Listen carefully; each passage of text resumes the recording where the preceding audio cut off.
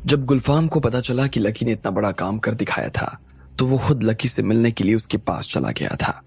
वो और लकी आराम से एक नाव पर बैठ के एक दूसरे से बातें कर रहे थे। लकी उससे बहुत खुलकर अपनी मन की बात कर रहा था। गुलफाम को भी उससे बात करने में बड़ा मजा आ रहा था। लेकिन उधर प्रधान ने अग्रवाल परिवार के एक लड़के के ऊपर जब इतना संगीन इल्जाम लगाया तो सब लोगों की होश उड़ गए। इधर लकी इत्मीनान से बैठा चाय पी रहा था। इसलिए हम लोग चाहकर भी बहुत ज्यादा दिनों तक नदी और पेड़ नहीं देख सकते। गुलफाम ने फिर से लकी से हंसते हुए कहा और उसके कंधे को थपथपा दिया। लकी भी उसकी बात सुनकर मुस्कुरा दिया। गुलफाम की बातें सुनकर ही लकी ने यह तय कर लिया था कि वो भी कुछ दिन और एसोसिएशन के साथ जुड़ा रहने वाला था और उन्हीं लोगों के साथ में काम करने वाला था। वैसे हाँ, मैं तुम्हें एक चीज कहना तो भूल ही गया। मैं चाहता हूं कि तुम एक बार मेरी जगह पर आओ।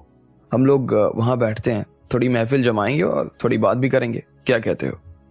उसके बाद मैं तुम्हें फिर से पटना छुड़वा दूंगा। उसके बाद हम सीधा ना 6 महीने बाद ही मिल पाएंगे। गुलफाम ने कहा। 6 महीने बाद मिल पाएंगे मतलब? आप कहीं जा रहे हैं क्या? हाँ, मैं अपने घर जा रहा हूँ अपने एक दोस्त से मिलने। वो दोस्त जो काफी सालों से सोया हुआ है, मैं उसे उठाने जा रहा हूँ, गुलफाम ने कहा। लकी को उसकी बात समझ में नहीं आई, लेकिन वो गुलफाम के साथ में जाने को राजी हो गया। वो उसके साथ उसकी जगह पर रहा, आराम से खाया, खूब शराब पी, गुलफाम के गाने भी सुने और ढेर सारी उससे इधर उधर की बातें की। आखिर में जब ये सब हुआ तो उसके बाद लकी घर आ गया था। अपने घर का मजा क्या होता है ये लकी को अपने घर आने के बाद ही पता चला था।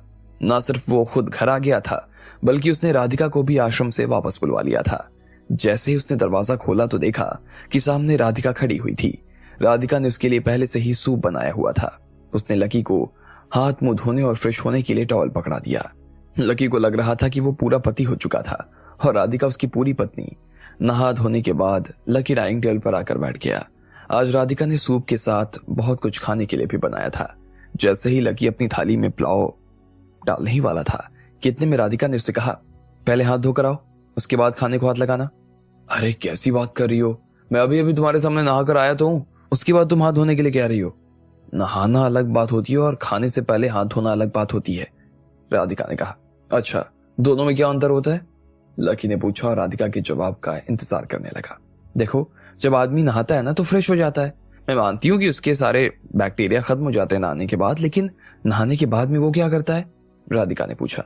क्या करता है? तुम तो ऐसे पूछ रहे हो जैसे तुम कभी नहा ही नहीं। नहाने के बाद में आदमी टॉवल से अपना बदन साफ करता है। उसके बाद वो बाथरूम का दरवाजा बंद करके अपने कमरे में आ जाता है। फिर वो अलमीरा खोलकर अपने कपड़े निकालता है और कपड़े निकालने के बाद में अलमीरा के हैंडल को पकड़कर उसे बंद कर देता है। इसके बाद आदमी कपड़े पहनता है। फिर क्रीम लगाने के बाद एक दूसरा हैंडल खोलता है। फिर क्रीम की बोतल निकालता है। उसके बाद उसके हाथ कंघे को लगते हैं, फिर पाउडर या परफ्यूम को लगते हैं। फिर उसके बाद से वो उस दूसरे अलमीरा को बंद कर देता है। राधिका जो लकी को बताए चली जा रही थी, लकी उसे बहुत ध्यान से सुन रहा था। वो जानता था कि राधिका ये बात 2 मिनट में भी कह सकती थी, लेकिन वो देख पा रहा था कि इतने दिनों बाद उससे मिलने की खुशी राधिका के चेहरे से दूर जाने का नाम नहीं ले रही थी। राधिका अभी तक रुकी नहीं। उसने आगे कहा, उसके बाद अपने कमरे से बाहर आता है और कमरे के दरवाजे का हैंडल बंद करता है। उसने जो क्रीम लगाई होती है वो अभी भी उसके हाथों में है। इस बीच में उसके गीले बाल कभी गिर जाते हैं तो वो उन्हें ऊपर करने के लिए फिर से अपने बाल में हाथ लगाता है। फिर डाइनिंग टेबल पर आकर बैठ जाता है, कुर्सी खींचता है, आखिर में बैठकर खाना खाता है। अब तुम ही बताओ कि इस दौरान उसके सामने कितने सारे बैक्टीरिया आते होंगे। होता है ना? आते हैं कि नहीं होते हैं? राधिका ने पूछा और अपने होठों को भींचकर उसके सामने देखकर मुस्कुराने लगी। लकी को भी उसकी इस बचकानी हरकत पर हंसी तो बहुत आ रही थी, लेकिन साथ ही उसे भूख भी बहुत जोर की लग रही थी। इसलिए उसने कहा, वो आदमी जिसने ये सब किया है वो अपने हाथ धोता होगा, लेकिन लक्ष्मण लाल अग्रवाल तो अपने हाथ नहीं धोता, कभी नहीं धोता। लकी ने कहा और फिर से पुलाव की चम्मच की तरफ हाथ बढ़ाने लगा, लेकिन इतने में राधिका ने अपना हाथ आगे बढ़ाया और उसके हाथ पर जरा सा हैंड वॉश लगा दिया। लकी के हाथ पर जरा सा हैंड वॉश गिरा तो उसने अपने हाथ पीछे खींच लिए। अब बताओ एल अग्रवाल, हाथ धोने जाओगे या नहीं जाओगे? ये कहते ही राधिका जोर से हंसने लगी। लकी को तो पहले उसकी शरारत पर गुस्सा आया, लेकिन फिर उसने राधिका को अपने गंदे हाथों से अपने पास खींचा और अपनी गोद में बैठा लिया। अरे क्या कर रहे हो? तुम्हारे हाथ गंदे हैं, राधिका ने कहा। अच्छा? लकी ने उसके साथ शरारत की और उन्हीं उंगलियों को राधिका के गालों पर फिराने की कोशिश करने लगा। इतने में राधिका ने उसके सीने में हल्की सी कोहनी मारी और अपनी जगह से खड़ी होते हुए बोली, जाओ पहले हाथ धोकर आओ। जब लकी के पास में कोई चारा बाकी नहीं रह गया तो वो अपनी जगह से खड़ा हुआ और हाथ धोने चला गया।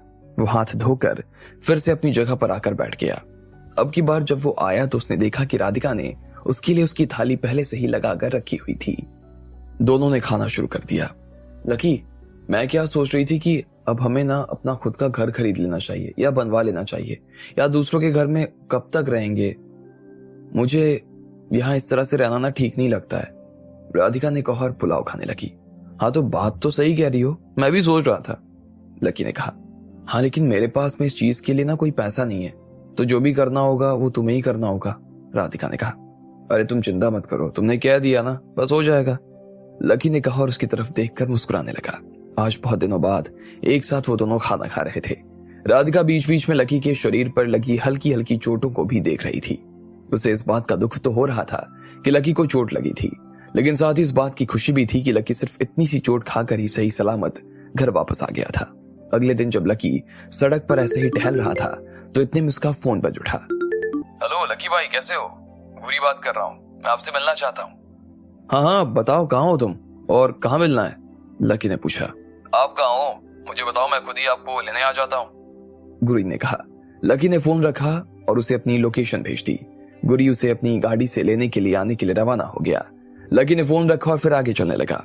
असल में वो घर की तलाश में निकला था और आसपास में बने हुए सभी घरों को देख रहा था। इतने में उसके हाथ में किसी ने लिफलेट पकड़ा दिया। हेलो सर, क्या आपने पिंक पर्ल सोसाइटी के बारे में सुना है? ये यहाँ की सबसे महंगी और क्लास वाली सोसाइटी है। इसमें हमने विला बनाए हुए हैं। आपको देखा तो ऐसा लगा कि आपको भी एक विला वहां खरीदना चाहिए। इन्वेस्टमेंट के हिसाब से भी हमारी प्रॉपर्टी बहुत अच्छी है। वैसे तो लोगों ने वहां रहने के लिए शिफ्ट करना शुरू भी कर दिया है, लेकिन अगर आप सिर्फ इन्वेस्ट करके भी छोड़ना चाहें तो आपको वहां से बहुत अच्छे रिटर्न्स मिल सकते हैं, एक लड़के ने कहा। उसके साथ में एक और लड़का था। जैसे उसने देखा कि उसके साथ वाला लड़का लकी को कस्टमर समझने की गलती कर रहा था तो वो भागता हुआ उसके पास आया और उसे एक सेकंड के लिए लकी से दूर ले जाते हुए बोला, अरे पापा क्या कर रहे हो? आदमी देखकर तो बात करो। एक लिफलेट बेकार में वेस्ट कर दिया। उसकी उम्र तो देखो, वो कितना जवान दिख रहा है, और ऊपर से तुम उसके कपड़े तो देखो। तुम्हें कहां से लगता है कि वो हमारा विला खरीद पाएगा? उसके लिए तो 1 BHK तक ले पाना मुश्किल है और तुम सोच रहे हो कि विला खरीद लेगा, वो भी इन्वेस्टमेंट के हिसाब से। लकी उन दोनों की बात तो सुन रहा था। वो देख पा रहा था कि वो दोनों लकी के बारे में ही ऐसी बातें कर रहे थे और वो दोनों क्या बात कर रहे थे, इस बात का भी लकी को खूब अंदाजा था। उसे देखने के बाद में लकी को एक पल के लिए अपने दिन याद आ गए। जब वो दिल्ली में रहा करता था तो ऐसा ही लगता था। इतने में वो दूसरा आदमी जिसने थोड़े से अच्छे कपड़े पहने हुए थे, उसने लकी की तरफ इशारा करते हुए उस आदमी से कहा, राजेश, मैंने तुम्हें पहले भी कितनी बार ये बात समझाई है कि तुम आदमी को पहचानो और उसके बाद उससे बात करने के लिए जाओ। मुझे नहीं लगता कि आदमी हमारा घर खरीद सकता है। लकी समझ गया कि वो आदमी राजेश का बॉस था और उसे फटकार रहा था, लेकिन राजेश ने उसकी बात के जवाब में कुछ नहीं कहा और बस अपना सिर नीचे करके खड़ा रहा। उसके पास उसकी बातों का जवाब देने के लिए कुछ बाकी नहीं रह गया था। वैसे भी उसे ये काम करते हुए ज्यादा दिन नहीं हुए थे और मकान बेचने का बहुत ज्यादा प्रेशर था, इसलिए उसे जो भी नजर आ रहा था वो उसे अपना कस्टमर ही लग रहा था।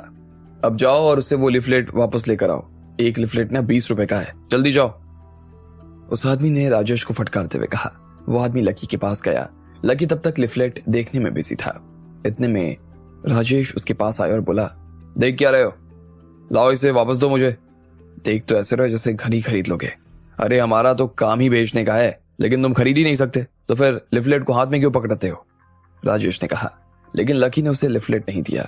इतने में उनका मैनेजर उनके पास आया और उसने लकी के हाथ से उसे छीन लिया और लकी को हीन भावना से देखने लगा।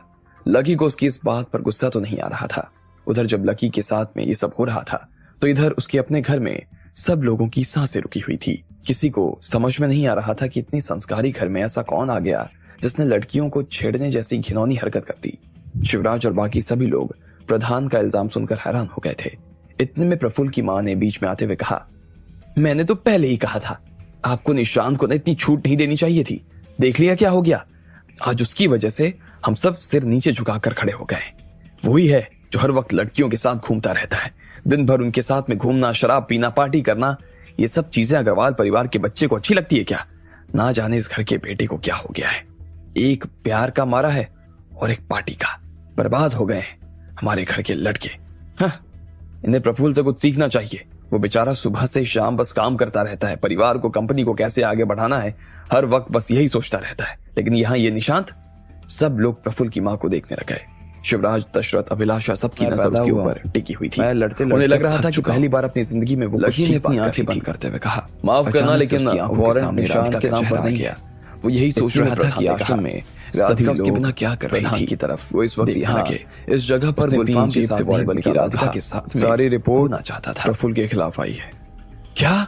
ये सुनते ही प्रफुल्ल लेकिन माँ का तुम्हारे सोचने से सब कुछ नहीं होता। सब लोगों के होश उठ गए। तुम ये मत सोच लेना कि करतार सिंह क्या सच में प्रफुल्ल को पुलिस ले जाएगी तुम्हारे ऊपर हाथ लगाकर इस चीज का बूढ़े गिद्ध को चलेगा। आपको जिन्हें अपने आप को बूढ़ा कहलवाने में भी सवाल उठते हैं और जो ये चाहते हैं कि वो कमेंट करके हमें जरूर बताएं। वो तुम्हारे जैसे जवान आदमी को कभी आगे नहीं आने देंगे। वो चाहेंगे कि तुमसे उन्हें जल्द से जल्द निजात मिल जाए।